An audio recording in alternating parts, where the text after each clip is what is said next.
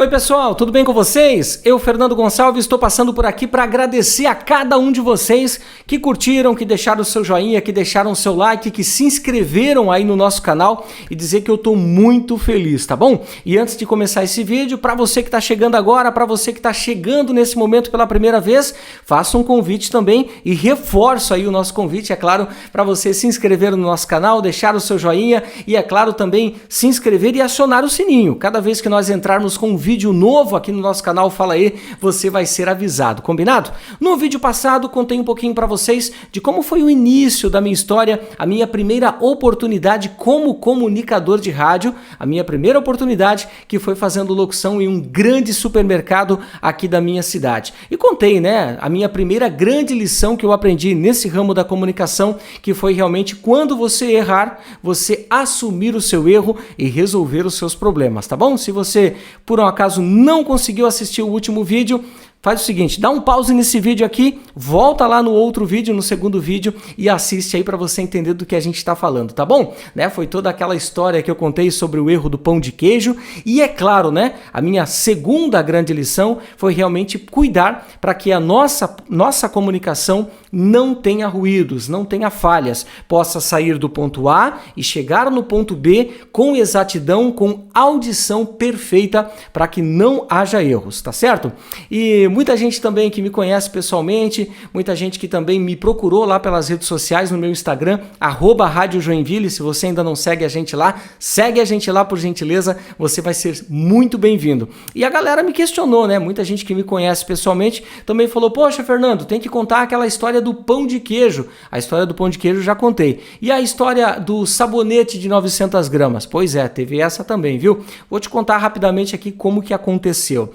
Eu tive uma pessoa muito importante no meu início de carreira que se chama João Lúcio de Souza, foi o gerente da época que coordenava a locução nesse supermercado e foi ele, inclusive, no qual eu tenho um carinho muito especial, ele que enxergou, né, o potencial como comunicador de rádio em mim naquela época e falou o seguinte, olha, vou dar uma chance para esse rapaz que está começando agora.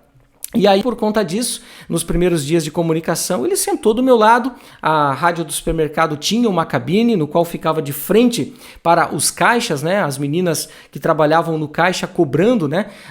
Nesse supermercado, era em torno de 15 a 20 caixas e ficavam enfileirados e o locutor que sentava naquela cabine da rádio para falar, ele tinha a visão completa de todos os caixas. Era muito legal, né? Você estava ali falando e ao mesmo tempo olhando para as pessoas que estavam passando as suas compras no caixa.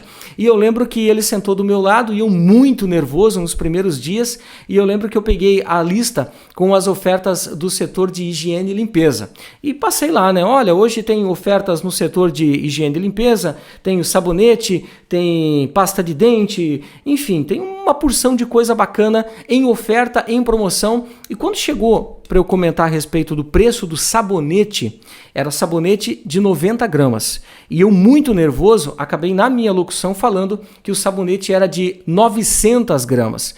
E foi muito automático porque o Lúcio estava do meu lado me ensinando, né, conversando comigo e tal.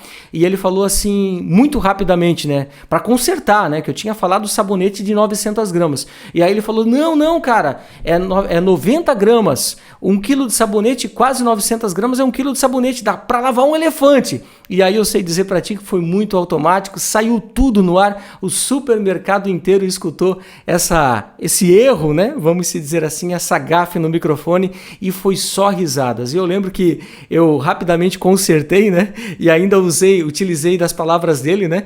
Para brincar com toda aquela situação e para conseguir consertar de uma maneira muito legal, né? Eu falei, poxa, realmente 90 gramas tudo bem, agora 900 gramas é quase 1 quilo. Realmente, dá para lavar um elefante com um sabonete de quase 1 quilo.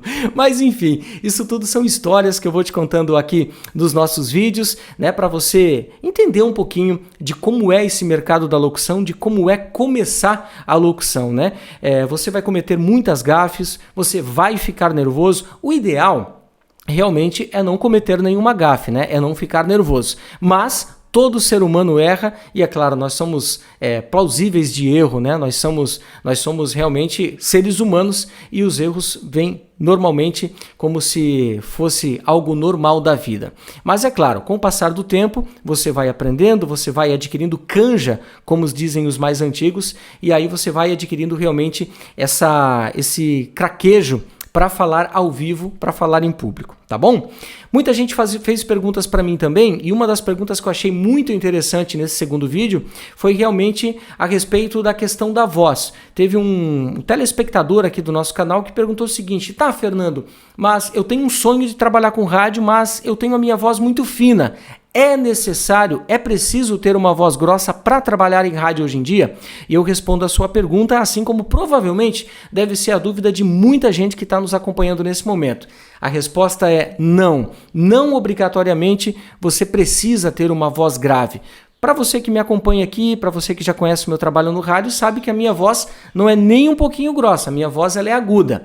Mas o que acontece? A maneira com que você usa a sua voz é que vai te destacar no meio de comunicação. Vou te dar um exemplo. Não adianta você ter um vozeirão, uau, uau, uau, falar, né, aquela voz grossa, pesada, se você não utiliza a sua voz como tem que utilizar. Como, por exemplo, quando você vai gravar um comercial, você tem que interpretar o texto que você está lendo. Quando você vai, por exemplo, fazer a narração de algo que está acontecendo, você tem que saber interpretar, você tem que saber postar a sua voz, entonar a sua voz. Não adianta você ter uma voz grossa, uma voz bonita, se nada você consegue fazer com ela, né? Se você não consegue realmente transmitir o seu recado através da sua voz. Mas a dica que eu te dou é a seguinte, e é claro, essa dica é genérica para todos que estão nos acompanhando e que de repente estão pensando essa mesma coisa ou têm essa mesma dúvida.